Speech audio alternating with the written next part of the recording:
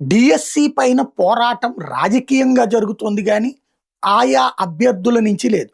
వాళ్ళు జగన్ దగ్గరికి వెళ్లారు. ఆ తర్వాత జగన్ లీడ్ తీసుకున్నాడు. అది కథ నడుస్తోంది. ఇప్పుడు కొడాలి నాని అన్నట్టు ఇక్కడొక అభిజిత్ దుప్కేల్లాగా వైఎస్ఆర్ కాంగ్రెస్ పార్టీని ఫీల్ అవుతోంది. మేమే కాక్రోచులమని కూడా ఫీల్ అవుతోంది. బట్ కోర్టు అట్లా ఫీల్ అవ్వట్లేదు.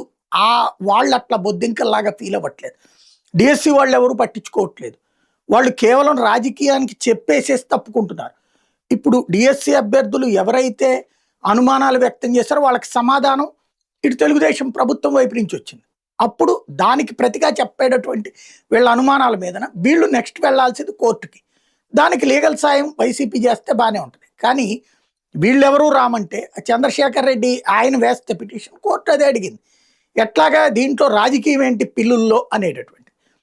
లేదంటే అభ్యర్థులు భయపడుతున్నారు, అభ్యర్థులు వేసినట్టే అంటే సరే అని 3 వారాలకి వాయిదా వేసింది. రాజకీయ జోక్యం నిరాకరిస్తోంది. అభ్యర్థులు నేరుగా 200 పిటిషన్లు వేశారని ఆ మధ్యన చెప్పారు. మరి ఆ పిటిషన్లు ఏమైపోయినాయో అర్థం కావట్లేదు.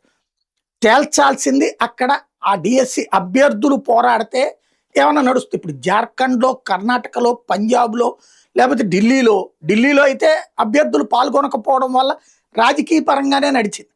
బట్ మిగతా 3 చోట్ల అభ్యర్థులే పోరాడుతున్నారు. ఇక్కడొచ్చేటప్పుడు రాజకీయ పోరాటం చేస్తే ప్రయోజనం ఎంతవరకు ఆలోచించుకోవాలి.